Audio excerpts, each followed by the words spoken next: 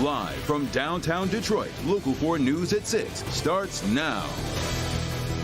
8 Detroit firefighters hospitalized after the collapse of a vacant building. One of them trapped under the rubble for 2 hours as his fellow first responders worked to free him.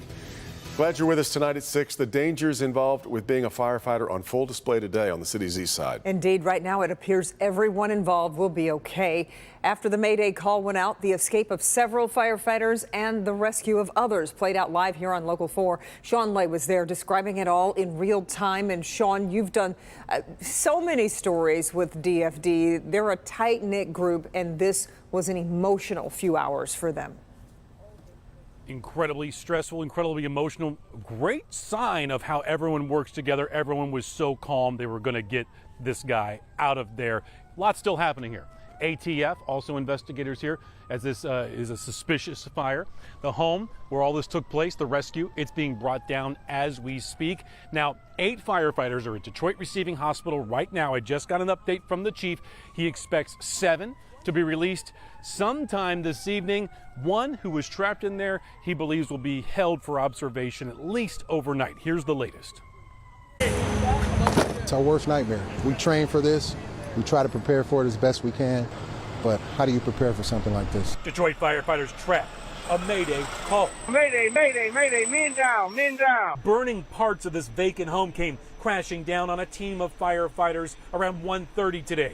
It happened here on Hollywood, right by John R. Your adrenaline's going, so you don't have time to think. You just go into action. We could see one by one firefighters who could get themselves out of the home. They walked out and got care by teams of medics on standby. There was a fire burning while you were rescuing this firefighter. Correct, but our firefighters come first. But one firefighter with more than 20 years on the job was trapped under 1.5 feet of burning debris. Firefighters could get to him, they could talk to him, but it was a dangerous balancing act to get that debris off of him, a job that took an excruciating 2 hours. Right after 3 o'clock, the rescue was made. Rescuers got that firefighter out. I could see his face and hands covered in soot. Medics giving him oxygen on the way to the ambulance. But we're family. If one goes down, we all go to work. Exhausted, stressed, firefighters praying after making the incredible save. We just want the citizens of Detroit to pray for our firefighters. Our men and women laid on the line every day and put our lives on the line for them. We just ask for their prayers at this moment. Back here live, do me a favor, take a nice long look at your TV screen. Look at that burned debris right there. That 1.5 feet of that was on top of this firefighter for about 2 hours or more in this heat. Unbelievable job for those firefighters to get in there, get all of that off of him, and get him to safety. I am told that firefighter, once he got to Detroit Receiving Hospital, he's alert, he's talking, he's even joking, but his chief just told me he wants him to stay put there, at least for tonight, for observation. Bottom line here, the headline, he's going to be okay. Back to you. We're so glad to hear that. Sean, you know, the video is just incredible here, and we saw live on the air that that house actually reignited during the rescue.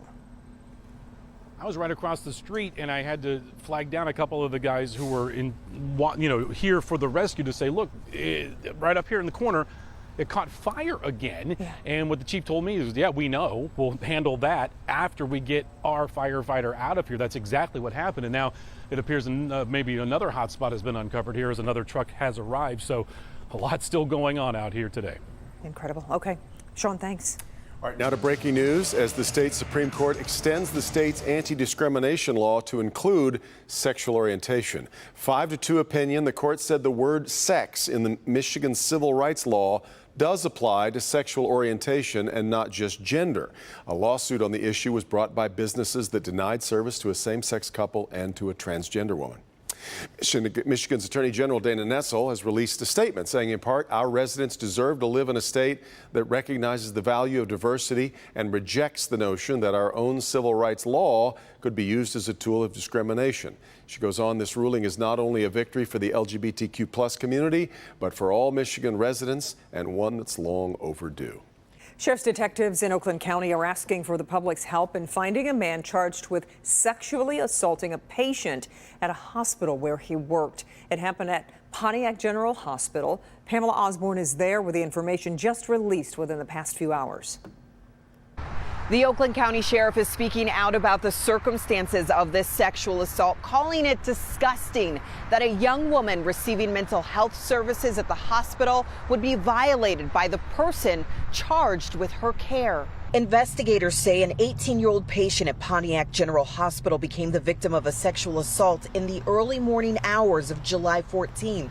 The incident was reported and police responded that same day. Kevin Darcel Blanks of Detroit, a former night shift mental health technician, was identified as the attacker. Today, he was charged with third-degree criminal sexual conduct. The 56-year-old was fired from his job at the hospital, but police haven't found him yet. Police could really use your help in locating Blanks. If you have any information about his whereabouts, you can reach out to Crime Stoppers. You can remain anonymous. That number is 1-800-SPEAK-UP. There is a $1,000 reward for information that leads to an arrest. In Pontiac, I'm Pamela Osborne, Local 4. New numbers show the economy shrank for the second time this year, fueling fears of a recession. The gross domestic product is down 0.9%. It comes one day, of course, after the Federal Reserve raised interest rates again.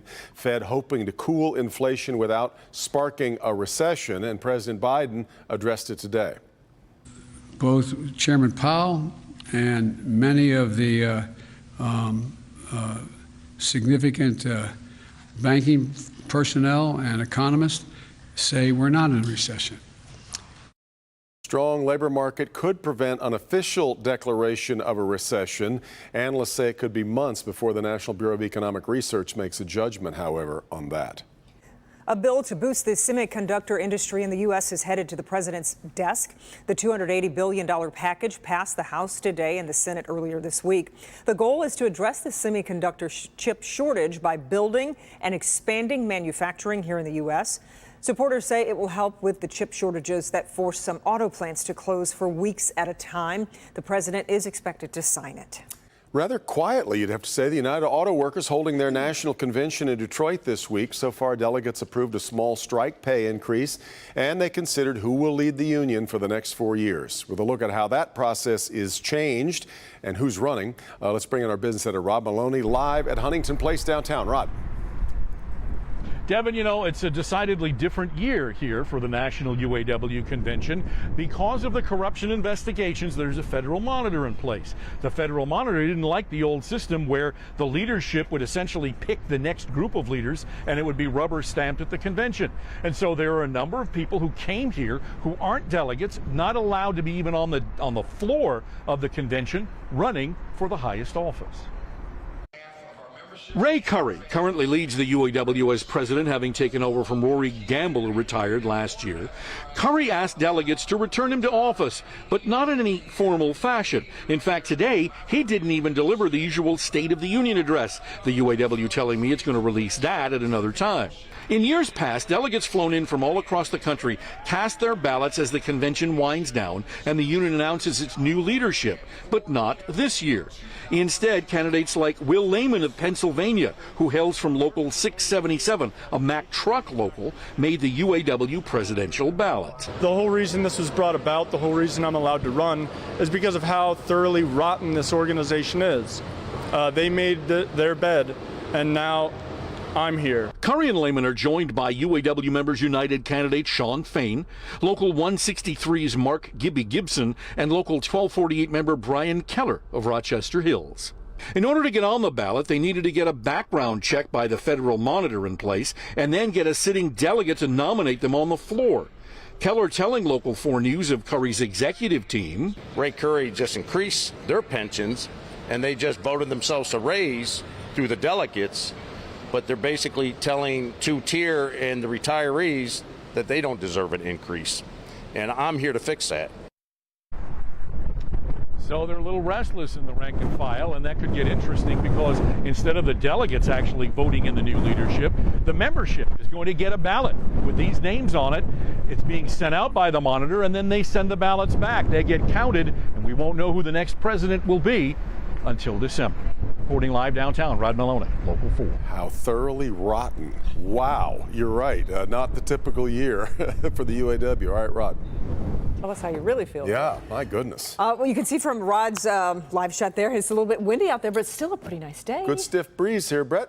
Yeah, we've got winds gusting at times close to 30 miles per hour. So the next couple of hours still breezy, but these numbers should relax as we get closer to sunset through the weekend. You're really not going to really even notice it. What is noticeable is the humidity, and it's way down, making it feel really nice. Anytime the humidity is less than 50%, it's really nice. So this evening, all is quiet, mainly clear skies as we fall from the 80s, if you're still there, into the 70s. Some spots will see some 50s as you wake up tomorrow morning. The weekend, looking really good. Low to mid 80s both days with lots of sunshine, a couple more clouds on your Sunday, but should be dry. It won't last though. Showers and thunderstorms return next week, and we'll talk about that in just a bit.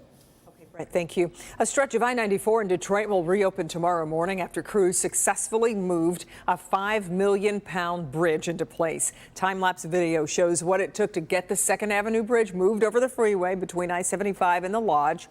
The bridge was built on Wayne State's campus and was rolled across the freeway this week. I-94 has been shut down since last Friday, but will reopen by 6 tomorrow morning.